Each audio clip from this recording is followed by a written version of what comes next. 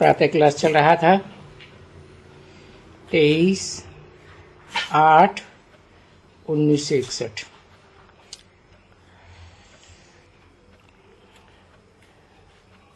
तीसरा पेज। हमारी बिरादरी बहुत ऊंची है। ये फक्र हमको गुप्त रहता है। हम हैं ही गुप्त ब्राह्मण। तुम्हारा नाम बहुत निकलता है।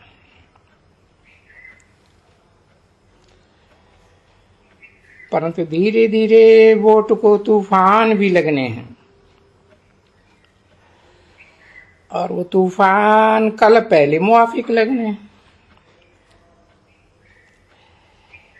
ये तूफान फिर ऐसे हैं तो 6 मास 12 मास भी चल जाएं, फिर उतर जाते हैं। तुमको तो मालूम है, तूफान लगता है ऐसा जोर से गिरते हैं जैसे गोलियां लगती रहती है, बहुत मर जाते हैं। अब शिवपुरी और शेखुधाम को याद करो। माया पर जीत पाने से तुम जगत जीत बन जाएंगे। नॉलेज बहुत सहज है, परंतु अवस्था को जमाने में टाइम लगता है। यह है 26 मार्च 1963 की मधुबन मानसरोवर से चलाई हुई वाणी। शिव बाबा थ्रू आदिदेव ब्रह्म। रिकॉर्ड चला है, तुम्हारे बुलाने को जी चाहता है। ओम शांति। आधा कल्प तो बच्चे बुलाते हैं जरूर, परंतु सो अब भक्ति मार्ग में अंधश्रद्धा से बुलाते रहे।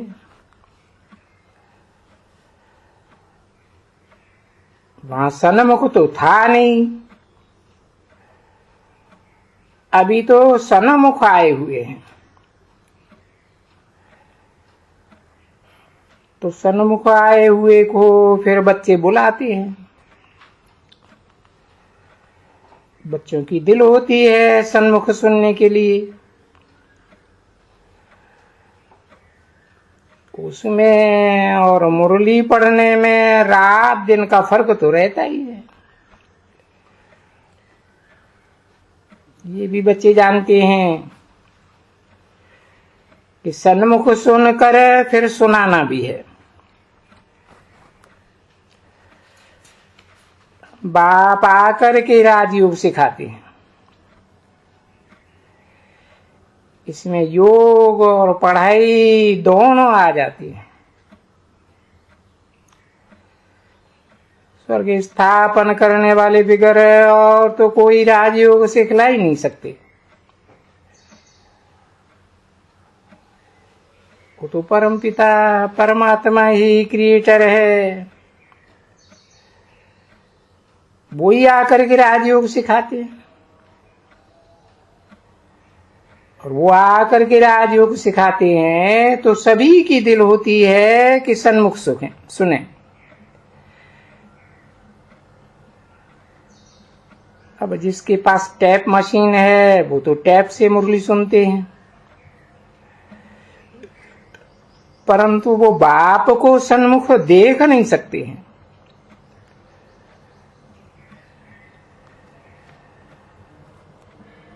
कभी वो दिन भी आवेगा जो टेलीविजन में बाप दादा को भी देख सकेंगे।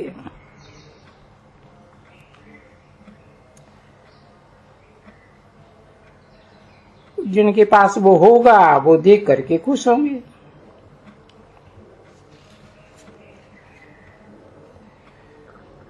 बच्चों को समझाया गया है, एक है लौकिक बाप, दूसरा है पारलौकिक बाप। प्रसाद देने वाले दो ही फादर होते हैं। शारीरिक बाप से तो जन्म बाई जन्म वर्षा मिलता रहता है, सो तो कॉमन बात है। ये तो पारलौकिक बाप है।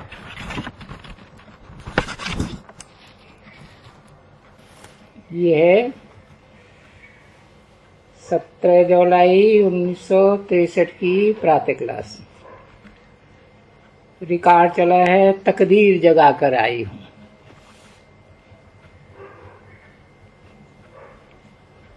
पिताश्री।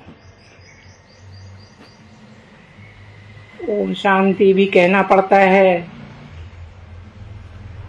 नहीं तो जरूरत नहीं है, क्योंकि ओम का अर्थ तो बहुत आसान है। ओ मना हम आत्मा, साइलेंस, मैं और मेरा दो अक्षर आते हैं ना।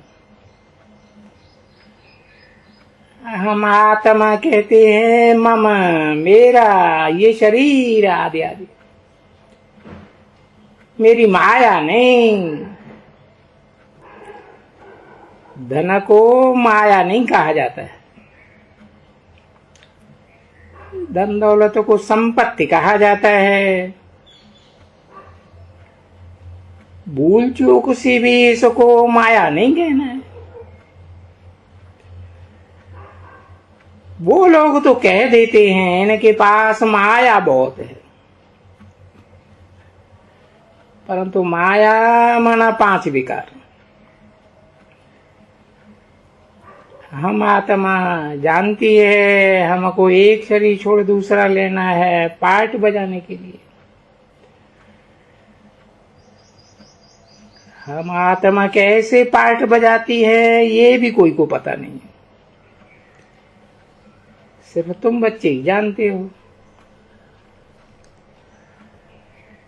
बच्चों ने सुना तो दिल में आना चाहिए, हम आए हैं बेहद के बाप के पास वर्षा लेने। बेहद का वर्षा डाडा की प्रॉपर्टी है ना। डाडा ग्रैंडफादर को कहते हैं। भाषाएं बहुत हो गई हैं ना। समझते हैं कि गीता संस्कृत में उच्चारित,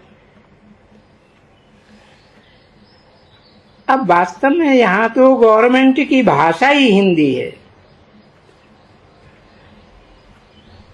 तो हिंदी में ही समझाया जाता है। 17/7/1963 की प्रातः क्लास का दूसरा पेज। बाप समझाते हैं, मेरे लाडले बच्चे, तुम्हारी सभी के दिलियों में है हम नई दुनिया के लिए पढ़ने आए हैं। हम जानते हैं भविष्य हम महारानी बनेंगे।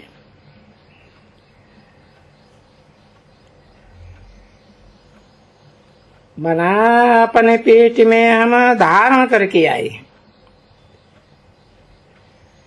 मैं भविष्य में महारानी बनूंगी, फिर शाहजादे को जन्म दूंगी। ये भी अच्छा है। जो बच्चे नोट करते हैं समझने और फिर समझाने के लिए, बहुत बच्चे हैं जिनको पॉइंट्स भूल जाती है, क्योंकि अथाह पॉइंट्स निकलती है। ऐसे भी नहीं कि सभी पॉइंट्स किसको याद रह सकती हैं। कब कब बच्चियां भाषण करके आती हैं तो फिर याद आता है ये पॉइंट सुनाती थी तो अच्छा था, फिर नोट किया जाता है या कॉपी पर या बुद्धि में। फिर ख्याल में आवेगा ये पॉइंट भूल गए। और ये बात सभी डॉक्टर्स वकील आदि के लिए होती है। बाबा मम्मा का भी ऐसे होता है। बाबा कोई से बात करते हैं, फिर ख्याल में आता है इनको सुनाने के लिए ये बाण बहुत अच्छा था, ये पॉइंट अच्छी सुनाते थे। ऐसे होता है। देखो, बाबा ने रात को प्रश्न पूछा था कि श्री लक्ष्मी नारायण को वरेंगे या राम सीता को। तो इस गीत में भी वही बात है। वंडरफुल बातें है ना। तो बच्चों को बहुत खुशी रहनी चाहिए। बाबा ने हमको बंदर से बदल ऐसा बनाया है जो हम लक्ष्मी नारायण को बर सकते हैं।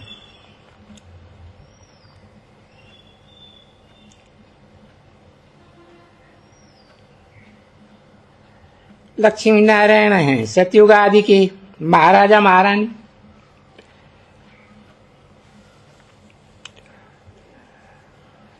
तो वो तो क्वालिफिकेशन यहां धारण करनी होती है। बाप समझाते हैं मैं आता ही हूं कल्प के संगम युग, द्वापर में व सतयुग में नहीं आता हूं। इनको धर्माऊ कल्याणकारी युग कहा जाता है। दुनिया तो बदलती आती है ना। सतयुग से त्रेता, फिर द्वापर, फिर कलयुग, फिर संगम युग होता है। फिर जरूर सतयुग आवेगा। सतयुग में है ही देवी देवता है। उन को मनुष्य से देवता हमने पूछते हैं किसने बनाया। और निर्माण की दुनिया में तो सिर्फ आत्मा रहती है।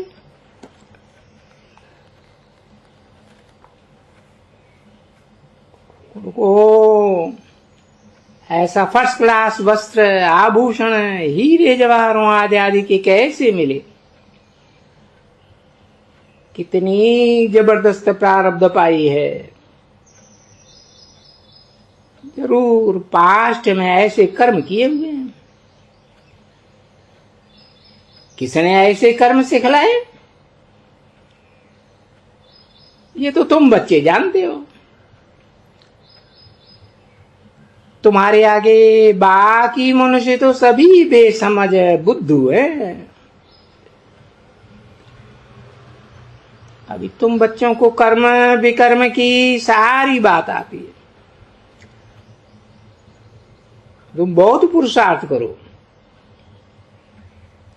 मेरे लाडले सिकिरदे बच्चे, मैं फिर से तुमको राजयोग सिखलाने आया हूं। जैसे टीचर बैठ स्टूडेंट्स को समझाते हैं ना,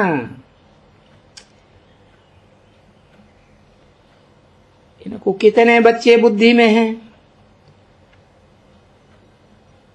सभी के पास मुरली टैप जाती है। बच्चे आशाएं थी बैठे हैं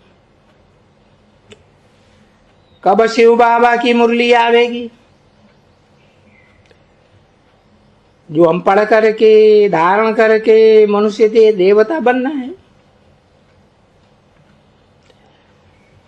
मनुष्य को देवता गुरु नानक नहीं करेगा। उनका तो है ही सिख धर्म।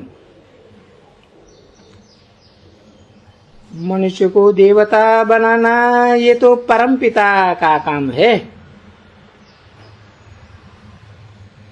सेकंड में जीवन मुक्ति जनक को दी ना। जनक राजा था ऐसा दिखाते हैं।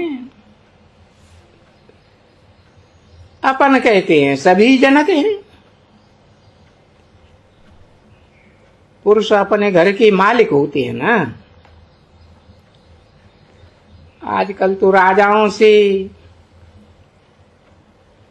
कौरव गवर्नमेंट से भी प्रजा बहुत साहूकार है। गवर्नमेंट सभी से लोग उधार लेती है, दिखलाते भी हैं हम ऐसे बैगर हैं।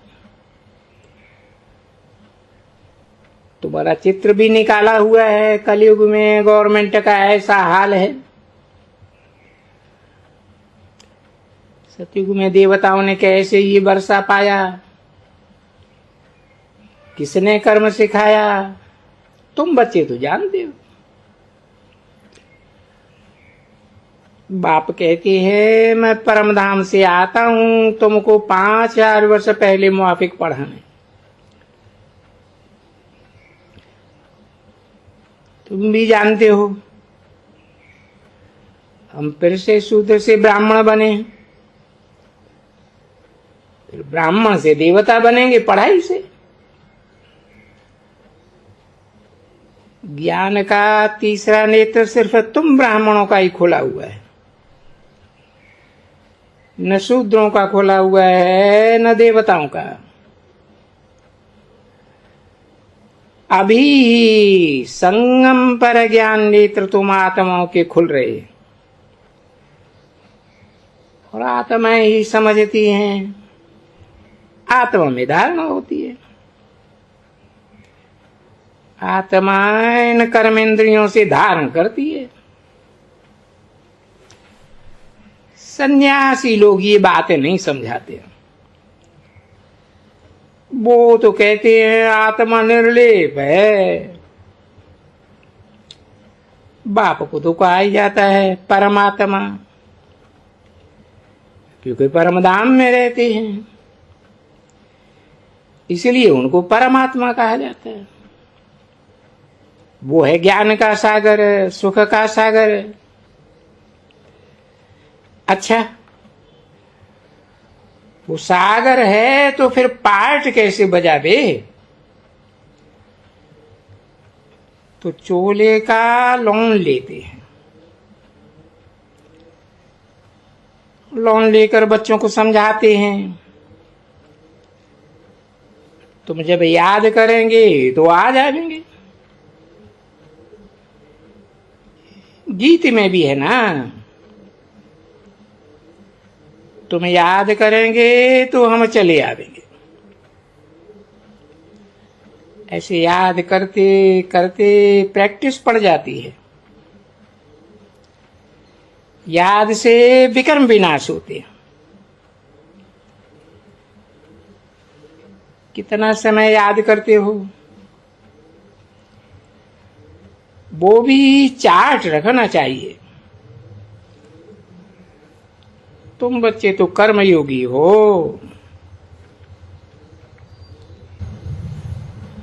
ओम शांति।